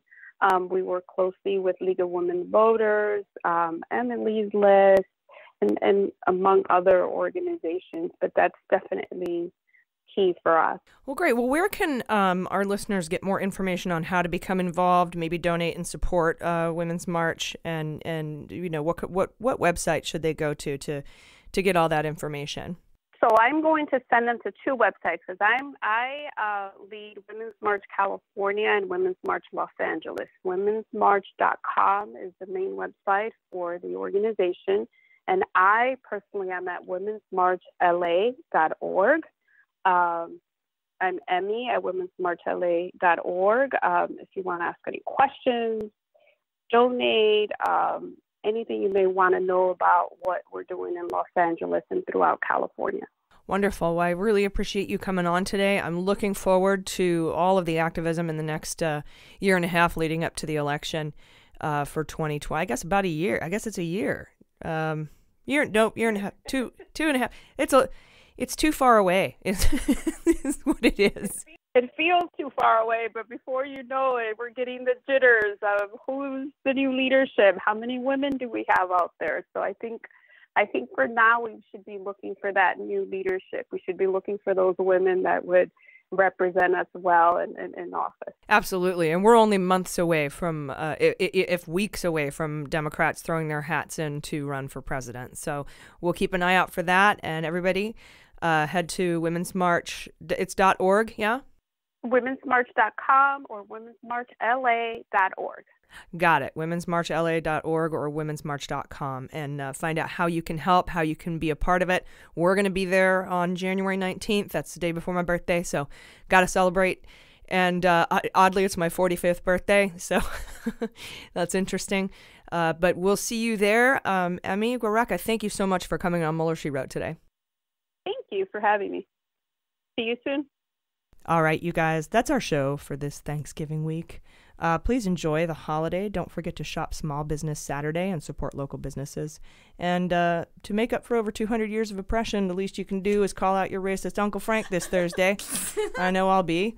Leave no turkey, but take no shit. And perhaps the next time we meet, we'll have multiple indictments on the table. Yeah. I was thinking that as I was making all my appointments for like my nails and my waxing and my hair stuff, and I'm making the appointments on Monday, November 5th, and I'm making them for the weekend, and I kept thinking like, I hope I'll be at that haircut appointment with a blue House of Representatives, and then I was. That's adorable. I love that. That was nice to think It's like about. what do they call it? The vision board, but for your calendar. My vision calendar. Yeah. Can I say some words for my friend Jessie? Oh, yes, yeah. Is that 100%. Okay, so last week I wasn't here, and it's because I was attending a funeral of one of my dear friends and figures growing up. Jessica Stokely Spruill, she passed away right before the elections happened, and I'm so sad she didn't get to see what happened on Tuesday. She was one of the most determined, intelligent, funny, dedicated, passionate, kind people I've ever known. She was really active on Twitter. She wrote for a whistleblowing blog called Crooks and Liars. It's an amazing space, and she means so much to me. And she leaves behind a 23-year-old Kyle and a 10-year-old Ari, who doesn't have any planning really for his future at this point because she was the sole source of income. She worked very hard. And they have a GoFundMe up, which we've shared on our Twitter, and I'll share it again on my personal one. But I know it's a weird ask maybe because you don't know who she is, but if you could take my word for it, she's one of the best people I've ever known, and the family is one of the best families I've ever known. So if you guys have anything to throw to them, that would mean a lot. And she loved Malcolm Nance, was her favorite. Aww. She absolutely loves Malcolm Nance. She was a Mueller junkie, right? She was total. Yeah, she was at Politicon with us. I got to see her at Politicon. Mm-hmm. Yeah, not long before she passed. So Thank you for letting me take up this space, and please send good thoughts to her family. What's the GoFundMe? So if you want to find the GoFundMe, you can Google Ari's Future Funds. Ari spelled A-R-I, Ari's Future Funds, and it'll be the first result that comes up. Thank you. All right. Well, thank you. And we're going to go forward, and we're going to make sure that we celebrate her life. And Jimmy Wolpert got his bench. Yeah, Jimmy Wolpert, the Jim of the San Diego scene, yeah. Mm-hmm. A local comic who passed away. He drowned, and he was just a wonderful guy. So thoughts to him as well. And let's make sure that we remember what we're thankful for this week. And I know that a lot of people don't like Thanksgiving because of the indigenous peoples and all that. But then throw all that out the window. Don't make it about that. Just make it about being with people who you love, your real family or your chosen family, and being thankful for who we have and what they do for us. I've been AG. I've been Jaleesa Johnson. I've been Jordan Coburn. And this is Mueller, She Wrote.